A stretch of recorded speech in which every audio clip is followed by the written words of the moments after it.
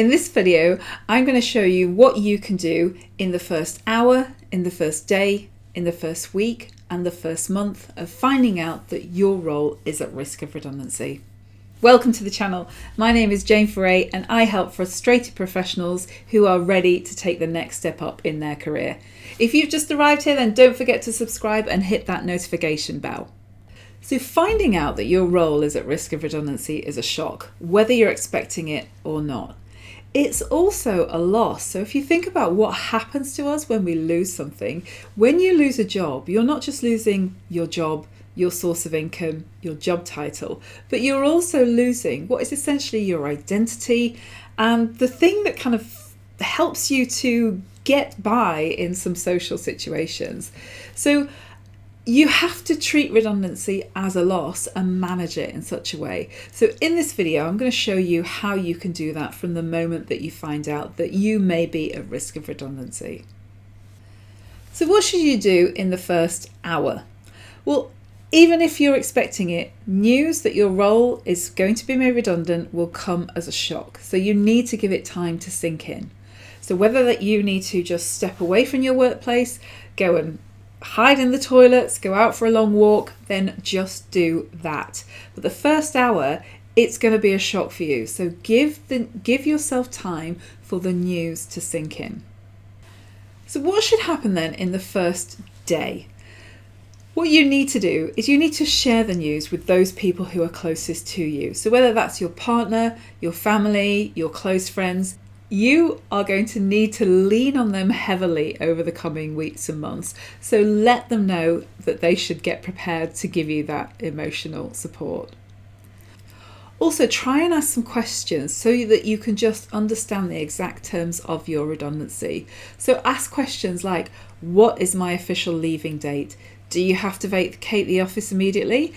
If you're in a role that's commercially sensitive, then you may be asked to leave the building kind of pretty much straight away and you'll be put on garden leave. So find out the answers to that question and then think about, do you need to create a handover? Which elements of your job are going to which person in the organisation? So start to think about how you can exit the business with dignity and your head held high. So what should you do in the first week? So I would advise you to speak to two types of professionals. The first one is a legal professional. So get them to review the terms of your redundancy. If you're being asked to sign a compromise agreement, then get somebody who's a legal professional to look over it for you.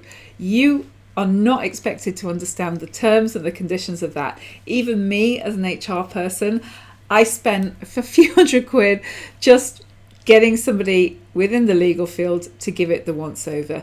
That money was well spent. It really helped me to put my mind at rest. So speak with some legal professionals to have a look through any compromise agreements that you may need. The second type of person I advise you to speak with is financial professionals, because there may be some tax implications to your redundancy. So get really clear up front what your tax implications are, and also speak with financial professionals to see if there is any kind of help or support financially that you can get from the government or from various schemes. So start to get that knowledge straight away. Okay, so what should you do in the first month? The length of your consultation period will depend on how many people are at risk of redundancy. So it could be 30 days, it could be 45 days right now. Remember, those times it can be up to 30 days, it can be up to 45 days. So your consultation may take less time than that.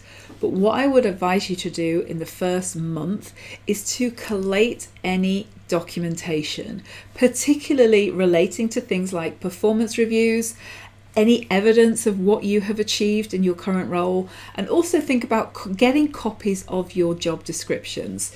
Now, I suggest that you don't do anything with this right now, but just get hold of it, because you will thank your future self will thank you for doing that. This is going to help you in the next coming weeks and months to craft your CV, your LinkedIn profile, and also to prepare for any interviews that you may have. Also start to think about getting some closure. So say goodbye to your team, say goodbye to some of your stakeholders in the business, hand back all of your work equipment, so your laptop, your phone, your keys to the office, any kind of ID cards that you might have. All of these things will really help you to get closure. If you work for a large organisation, then they should have some sort of checklist that you should go through so that you can just make sure that you have covered everything that you need to cover and you've handed back the right thing to the right person at the right time. The thing that you need to start doing now within your first month is to get really clear on your finances. So when I start working with people who come to me because of redundancy, I don't ask my clients how much money they have, because that doesn't matter. The question that they should be asking is, how long will your money last? So if you have not got a clue how much money you need just to run your life, your household, your hobbies, then start to prepare a survival budget right now.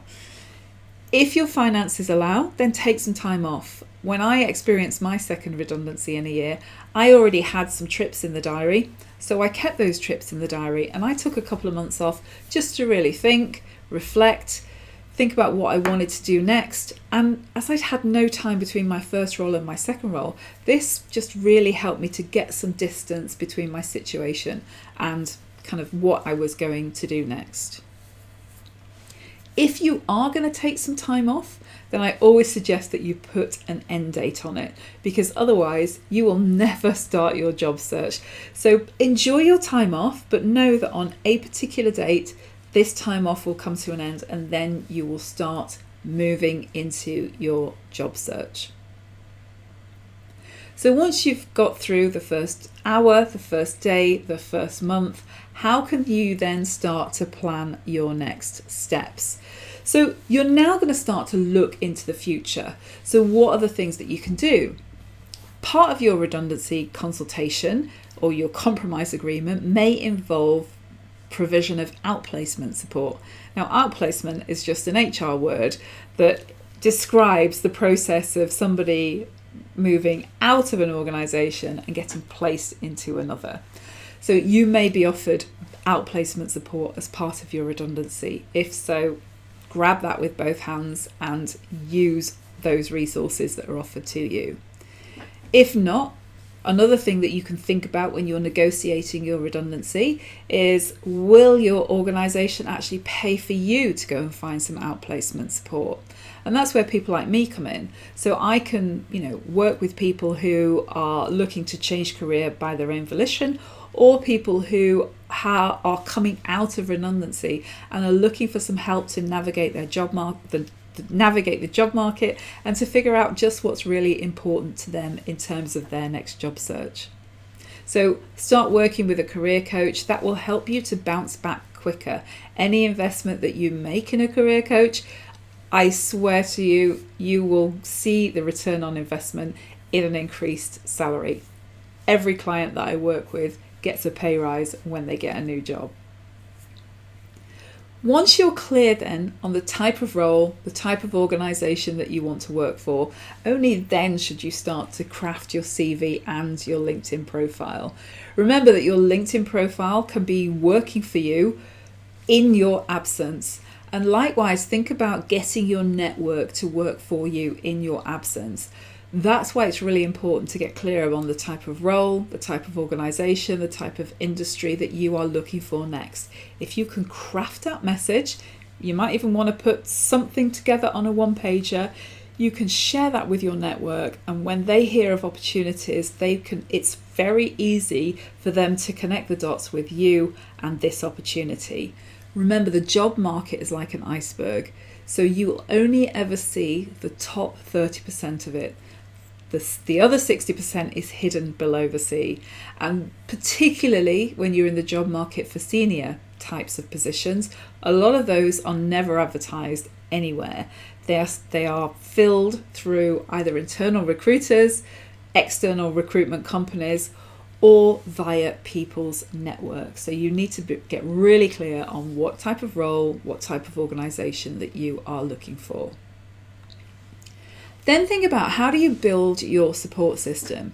So I use the concept of your putting together your own personal board of directors. So if you think of any organization, there is a CEO, that's you, and then there are people who are accountable for different things. So you've got your finance director, you've got your people director, commercial director, communications director.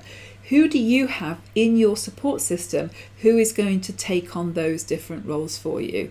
And it doesn't have to remain the same. You can, fire people and welcome new people onto the board. But I would suggest thinking about what's the type of support system that you need to put in place to support you in this phase.